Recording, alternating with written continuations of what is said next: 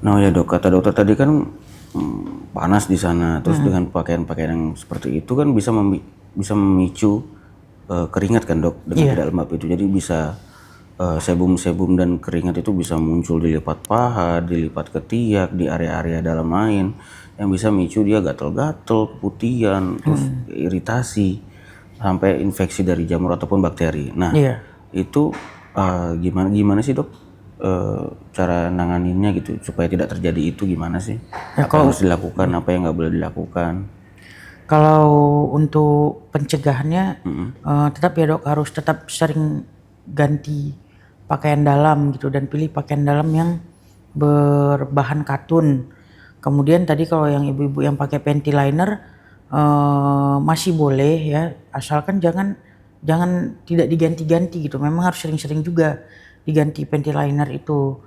Kemudian tentu aja bersihkan dengan air yang mengalir gitu, dan setelah dibersihkan harus dikeringkan lagi menggunakan tisu.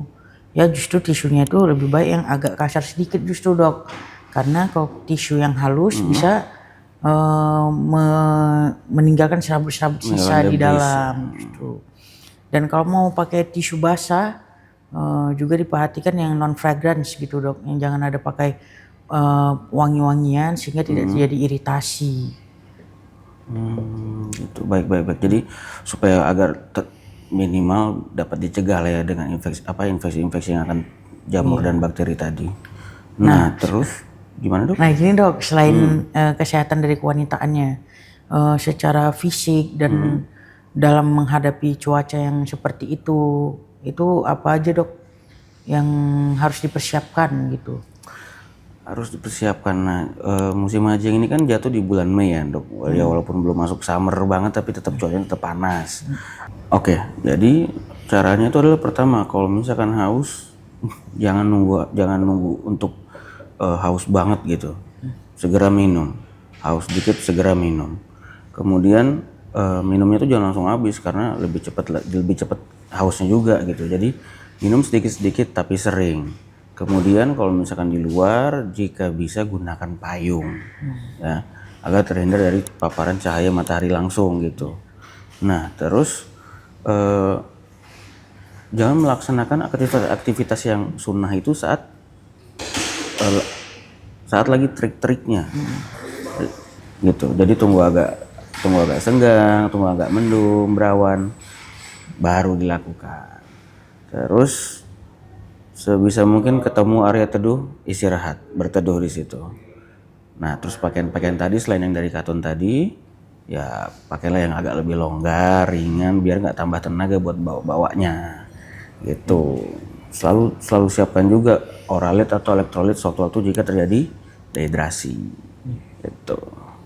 Jadi dok sebenarnya selain yang di Mina, Arafah, melempar jumroh itu tempatnya tuh sebenarnya masjid-masjid itu di Nabawi atau Masjidil Haram itu kan emang dingin ya dok. Tapi kan karena jumlah jemaah haji yang besar dari seluruh penjuru negara itu kan banyak ya. Jadi sehingga kita sering bisa jadi dapat di tempat di luar itu yang memang menyebabkan bisa heat stroke dok, karena rasanya matahari tepat di atas gitu ya. Jadi tipsnya juga kalau jam-jam sholat wajib itu 2 jam sebelum jam sholat wajib harus udah pergi ke masjid biar dapat di dalam. Jadi antara asar maghrib nggak usah kemana-mana ya. Iya benar. Nah, terus berarti nanti gejala-gejala apa dok yang bakal kita ekspektasi kok, oh ini masih boleh jalan, ini udah harus ke dokter gitu kan, ada gimana batas tanda bahayanya gitu. Nah biasanya kalau heat stroke itu suhu tubuh meningkat ya dok. Suhu tubuh meningkat ya pasti udah persediaan obat lah, paracetamol. Jika tidak turun menggunakan paracetamol, kemudian nyeri kepala hebat, kemudian nafas cepat, jantung terasa berdebar-debar, apalagi dok mulut kering ya. Kering betul, lemas yang ekstrim, terus bisa gejala lainnya bisa sampai mau muntah, bisa diare berat atau sulit buang air kecil gitu. Itu gejala dehidrasi ya. Iya. Bahkan bisa sampai sesak nafas, Benar. nyeri dada, nyeri perut, pokoknya yang sekiranya dirasa tidak normal jangan ragu-ragu untuk bertanya Iya. dan langsung ke rumah sakit. Iya, dan di sana juga ada dokter rombongannya juga kan? Betul, pasti kan Dokter disediakan dong tim kloternya. medisnya. Iya, ada tim medis. Gitu. Jadi nggak usah takut untuk menyampaikan keluhannya karena takut dirawat, karena takut hajinya nggak bisa jalan. Tetap bisa ya, karena nanti akan dibawa wukuf di Arafah walaupun menggunakan ambulans gitu. Jadi gimana dok kesimpulannya? Oke, jadi kalau dirangkum itu ada 3 hal besar ya dok ya untuk kesehatan wanita saat haji. Pertama, penunda haid harus direncanakan, tidak boleh asal diminum. Kemudian kedua, gimana dok? Selama di Mina Arafah seperti yang dokter jelaskan tadi? Harus tetap minum ya, jangan menghindari minum hanya gara-gara takut ngantri toilet. Oke, dan yang ketiga, jaga kesehatan umum. Sebelum berangkat latihan dulu, makan teratur, hindari begadang, terus selama di sana juga hindari panas yang ekstrim dan jaga hidrasi. Ya. Semoga para jemaah haji dapat menjalani ibadahnya dengan sehat dan pulang ke tanah air dengan sehat juga.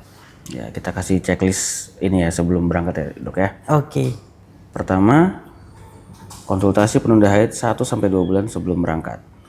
Kedua, catat prediksi tanggal haid selama perjalanan. Ketiga, bawa pembalut pentiliner dan celana dalam kantong cadangan. Keempat, bawa pouch toilet seperti tisu kering, hand sanitizer, dan pakaian-pakaian cadangan. Kemudian minum yang cukup dan jangan sengaja membatasi cairan berlebih. Kemudian, jangan lupa pasang alarm obat untuk obat penunda haidnya. betul. Gitu. Dan Karena obat segera, hormon sangat sensitif terhadap waktu. dan segera ke dokter bila terjadi gejala bahaya. Oke, sampai situ saja. Selamat menjalankan haji.